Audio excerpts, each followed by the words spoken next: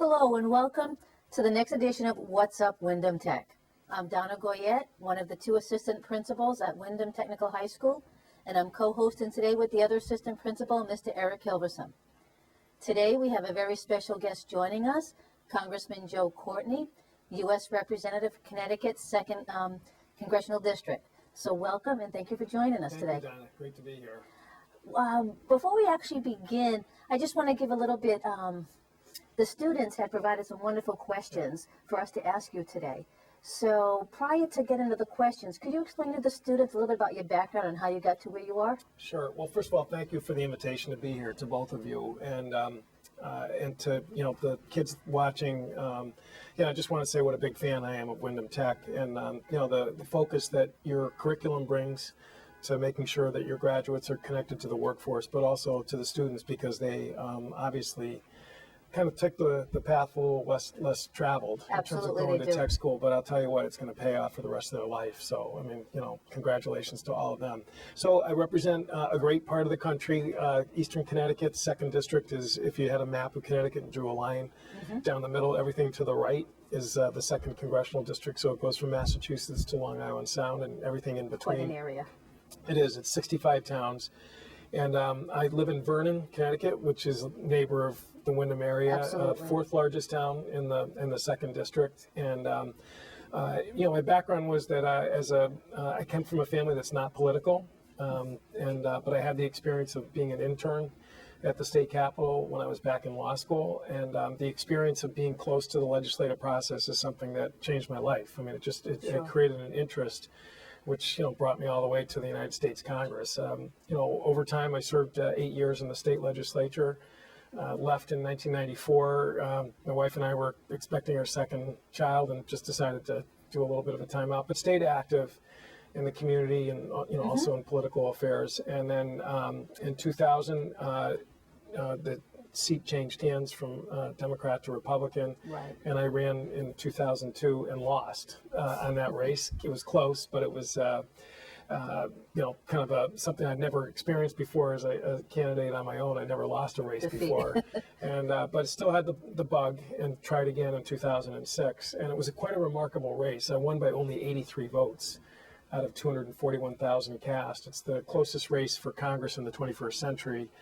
And, in a way, it was a very kind of nerve-wracking experience, because we went through a recount. But in a way, it's, I think, probably the best way to go to Congress, because you appreciate every single person who supported you. I mean, and without them, for whatever reason, they decided to vote for me. And with such a close race, it's important, I think, for our students to realize that every vote does count. Absolutely, and young voters made a huge difference in that election. We registered a lot of students at Eastern Connecticut State University, at the University of Connecticut, at Storrs, Conn-College. And, if you do the math, 83, we registered and got the support of far more than that on college campuses. And that's why I've been involved in higher education issues in terms of affordability and keeping the loan program interest rates as low as possible. Because, these kids, they weren't just because it was a, popularity contest. It was because they really were looking for someone to really be their voice in Washington. Great. Well, I think Eric and I were going to begin the student questions, and I think you're going to find them very insightful. I know I was quite impressed with them. The first question I want to ask is from Janice Crosswright. She's an 11th grade student in our HVAC program. And so she wants to know, where is the state progressing with manufacturing, only in the state, but the United States? But more importantly, what impact would that have on the pollution? Sure. So, if you look at Connecticut, we're a state that's never going to succeed because of, we drill for oil or mine coal. I mean, we're very much a knowledge-based, talent-based state. And, so manufacturing, which is one of the ways that you create wealth in terms of, just work activity, has really been always a strong suit for the state of Connecticut. I mean, the Industrial Revolution in America really had its roots here in many fields. There's some that feel like, well, that's a thing in the past. But if you look at some of the critical parts of our economy, whether it's aerospace, maritime technology, medical equipment, I mean, the fact of the matter is there's a bit of a renaissance going on. You're not having sort of huge, large assembly lines necessarily, like you did back in maybe Right. the 50s or 60s, but the gear turbofan, which is one of the things that Pratt and Whitney is now selling engines all over the world, Right. has a huge future ahead of it. In terms of defense manufacturing, the F-35 and the tanker aircraft, and those engines are going to be built in Connecticut for an awfully long time. Nice. And it's not just those, it's not just Pratt and Whitney per se or United Technologies, but it's all the supply chain that feeds into those large general contractors. Electric Boat, where I guess you have a Right. family connection. We do. We actually have had a really strong couple budgets now in terms of boosting the Virginia class submarine subclass, program right. and the Ohio replacement, which is going to be really about a 25 to 30 year life cycle in terms of production and maintenance. So there's a lot of hiring going on at EB right now. We checked the website this morning, and it was 287 openings. Again, some of those are internships in engineering, but the fact is that they're just planting seeds for the future hiring. students, right. Exactly. So, I actually think there's a lot of really positive indicators out there that manufacturing, particularly in advanced manufacturing, there's going to be a really strong future for the state. And in terms of, pollution, I mean, number one, I think the biggest sort of story out there in terms of reducing both carbon emissions and particulate emissions is the growth of natural gas as a energy source. It's definitely a cleaner fossil fuel than oil or coal-based fossil Certainly. fuel energy, and so I think you're seeing a conversion that's really happening here in both in Connecticut and across the country. I think there's a lot of interest even in the manufacturing area in terms of renewable sources. We just cut a ribbon down in Plainfield for a new biomass plant, Right. which is going to power 30,000 homes, and that actually is technology that can be replicated in other ways, in other places. We need to get a renewable production tax credit passed in Congress to sort of boost that effort. But both in terms of energy efficiency and alternative fuel sources, I actually think you can balance a strong manufacturing sector with making sure we have a good environment. Great. Thank you. Yep. Very well. And, as we all know, Common Core has driven the conversation in terms of media. It's been on the newspapers, on TV, all the newscast agencies are covering it. And students continue to hear that it's the subject of discussion in school. It's driving a lot of the conversations that they hear from teachers. So one of our students, Joseph Irizarry, 10th grade student from electrical, has a concern about it. He wants you to answer the following question. What do you consider as the pros and cons of having a curriculum that tries to unite the diverse levels of education between different states, such as Common Core? Sure. So, one thing about the world we live in right now is it's a very mobile society. And when No Child Left Behind, which is really the last sort of large federal initiative for education K through 12 was passed, I mean, it was a good, I think, faith attempt to try and create some national standards for federal support that flows into K through 12 schools. I mean, Title I, which has been around since 1965, particularly for communities like Windham, it's a pretty big piece of the pie chart. Certainly. In terms of how you fund education. No Child Left Behind, was far from perfect. There was, a lot of, I think, legitimate criticism for how it unfolded. And one of those criticisms was the fact that really states were not sort of playing by the same rules, that some states, and in my opinion, Connecticut, was playing by the rules and had measurements that were, consistent with the purpose of the law to reduce or to increase proficiency in reading and math. But other states, frankly, weren't. So Common Core was an attempt to try and say, if you're a kid who was born in Tennessee, because there's a Navy installation there is actually in Right. Tennessee, and then got moved to Groton, that you're really not going to go from a reading level that, is far behind your students, your fellow students in Connecticut. So, and it was driven by governors, by the way. This was not a federal policy that came from George Bush or Barack Obama. I mean, this was something that states came together and said we need a common sort of baseline in terms of educational proficiency. And again, I think if you ask the average person, everyone would agree that that makes perfect sense. Certainly. Of course, the devil's in the details and how the implementation gets worked out. And again, at this point, it's not like the federal government is dictating what the curriculum standards are. I mean, they really are letting the states sort of fashion the specifics of the curriculum. And like anything that's new and anything that changes, I mean, there's going to be some bumps in the road, and the speed in which it's being implemented, and maybe just the composition of it, how much input people like yourself are having in it. I mean, could always be improved. And frankly, I wish Washington was a little more engaged in terms of education. I sit on the education committee, and the polarization down there has really kind of, immobilized a real update to No Child Left Behind. But again, I would say that the disparity that existed between states is something that really did need to be addressed. But again, the implementation, people have got to listen to each other and work together to try and make this actually work as well as it should. Right. Good. Thank you. My next question comes from Adam Wacholik. He's an 11th grade manufacturing student. And it's interesting because, like most of our teenagers, they're concerned about things that directly affect them. And he's a young student who just got his license, and he wants to know is it still in the works to have toll booths reinstated back into the state?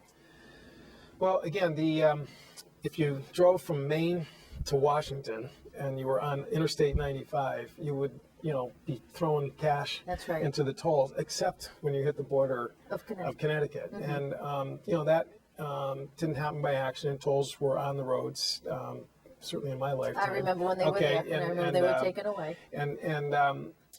There was a safety issue there because the way they had them set up, they were so close to each other that there was a lot of stop-start traffic. And so everyone, was happy with that. But on the other hand, it created a vacuum in terms of financing road construction, because the tolls that you pay in Maine or New Hampshire or Massachusetts or Maryland, I mean, those are used for upgrading and improving roads. So in Connecticut, because we don't have toll revenue, it shifted the burden onto gas taxes. Right. And one of the things that I'm sure that student is also concerned about is the price of gas. And that's actually another one of his questions. But again, one of the reasons there's a disparity between buying it over the state line in Massachusetts as opposed to Connecticut is because we don't have toll revenue, and we're making it up through gas tax revenue. So there's definitely I think a move afoot to consider reestablishing tolls. The federal government highway, because DOT has to approve these kinds of changes, and the fact is there is a mechanism, there's a path for Connecticut to put tolls back on the roads, and I think there's a lot of people who feel that the technology is a lot different from when it was more dangerous than we were seeing the tolls. You got the Easy Pass, and you've got other ways of making sure that the flow of traffic is not. And so do you foresee that on the 95 corridor? I think, there's certainly a lot of talk. I know the state DOT is looking at it. Again, if it happens, it will happen because the state decides they want to come up with this mechanism and we know we need road improvement in this state. And then they would take it to Washington to US DOT to get approval for it. So it's still got a little steps that it has to sort of go through. Again, it's not something that Washington sort of votes to impose on states. And to continue with Adam's question, if that was to happen, would we see a decrease in the gas prices? Well, I'm sure, from a standpoint of selling it to the public, you would almost have to, tie some relief in terms of gas taxes. And, again, the argument is made that, if out-of-state traffic is using our roads and they're not paying for it, whereas we're paying for their roads, there is kind of an equity there. But again, if you maintain high gas taxes and put tolls on the road, I think that would be a tough sell for any governor, to make in Connecticut. Thank you. Yeah. Very well. And going to a different topic, Jessica Osuba, 10th grader in health tech, has a question regarding teen suicide. As you know, that's a very delicate and sad topic. Yes. We've seen an increase in teen suicides on the news. And she poses a question that has two parts. The first part of the question is, what's your point of view on teen suicide? And how can schools prevent bullying, which may lead to teenage suicide? Right. Well, thank you, Jessica, for that thoughtful question, because it's really there is a need for public policy to engage on this. And I mean, there's two levels here, which I think her question suggests. One is that we need to do a better job of getting help to adolescents and even children who are suffering from mental health issues. And if you look at the healthcare system in the U.S., and my wife is a pediatric nurse practitioner, so this is pretty close to home. There really is a very serious shortage of pediatric and adolescent psychiatrists. If you have a child who is suffering from a condition, Right. You can have great personnel in the school that identify it, that maybe even try and get to a therapist. But if you really need to get something, even more, high level in terms of treatment, Right. Trying to get an adolescent or pediatric psychiatrist is brutal. There's a terrible shortage, and it's not the same for adult psychiatry because, frankly, the payments and reimbursement that an adult psychiatrist gets in our healthcare system makes it much more attractive to go into that field as opposed to helping kids.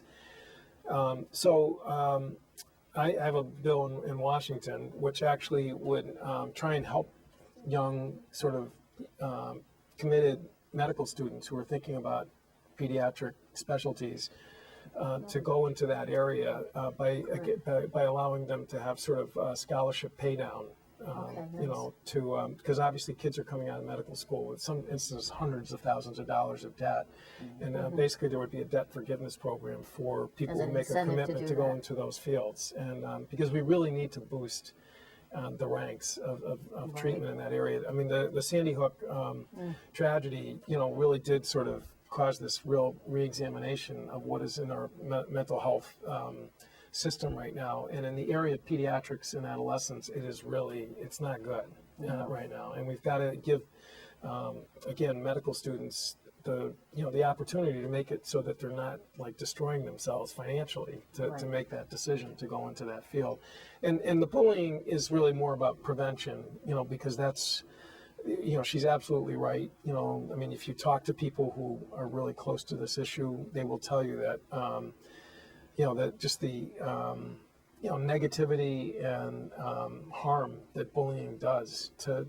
kids who are at a really fragile point in life is something that we've just got to clamp down on, and we've got to use every means possible in terms of really making it unacceptable for students to engage in that type of behavior.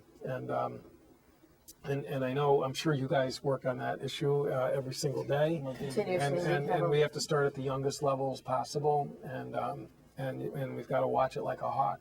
Again, school-based health centers is something that I think is a really good mechanism to have in schools, and I know the Windham Middle School has a school-based health center because you can pick up these issues by having the people there who can really and they can see firsthand. Right. So, I mean, thank her. That's a great question. Yeah. The next question is actually from a staff member, Mr. St. George. He is our library media specialist. And with President Obama, we all know he was recently visiting the state of Connecticut with the platform of increasing the minimum wage. And so this question says, how do you think the proposed increase in the minimum wage will impact high school graduates, trade school students, college graduates, and others in the workforce? Because after all, Windham Tech, we are here to train our students for the workforce and beyond. Sure. So again, the federal minimum wage right now is $7.25 an hour, which is extremely low. The state of Connecticut has its own minimum wage, which is about $8.70.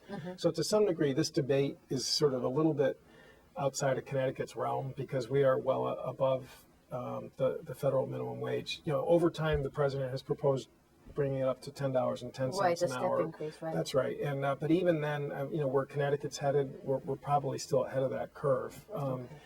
And what I would say is that if you look at the profile of who sort of occupies that part of our economy, it's not kids. I mean, there's sort of a belief sometimes that the minimum wage is just about kids getting summer jobs. Right. It actually is.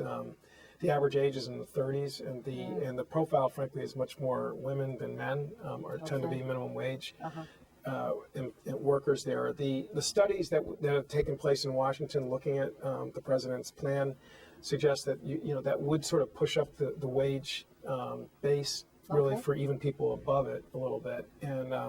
And one thing it would do, by the way, is it would reduce the amount of spending on food stamps, because people who are at $7.25 an hour, I mean, if you work a 40-hour week, you don't have enough to put the food on the table. So if you boost wages, you're going to reduce the reliance on nutrition programs like that. So, what I would just say, as far as your students are concerned, I mean, they're acquiring skills that I think the economy in Connecticut is prepared to pay, a much better rate than those levels that we're talking about here. And that's why, again, I think Windham Tech has really got their head screwed on right. You guys are very focused on where the workforce of the future is, and there's going to be, I think, good we've got standard of living. Students. That's right, and their future is going to be certainly well above that sort of level. That's good. They'll like to hear that. Yeah. Well, I have one very good question also from Colin Haley, 10th grader, electrical department. Yep. And as you probably always deal with every day, the budget is a big issue in our state. Every day, the government is trying to identify funds to support all kinds of programs. The technical schools use a lot of materials because we're geared towards hands-on practice. Right. It's a real environment for children. They want to do exactly what they're going to be expected to do out of in the workforce. So Colin asks, how could we find more money to spend on school materials? Sure. Well, I'll tell you, if we look at some of the proposals that have come out of the president's budget, there's no question that the type of curriculum that Windham Tech engages in, is really something that will get, I think, a lot more priority. Because when the president flew up to Connecticut, I had the chance to fly with him, on Air Force One, and we were actually talking a little bit about, the issue of unemployment and, that structural unemployment that exists out there of trying to connect people and get them the right skill set to fit into what's needed in the workforce there. And technical schools, community college, sort of programs that are very focused on advanced manufacturing. The president was, very animated, sort of talking about that's where we really need to go.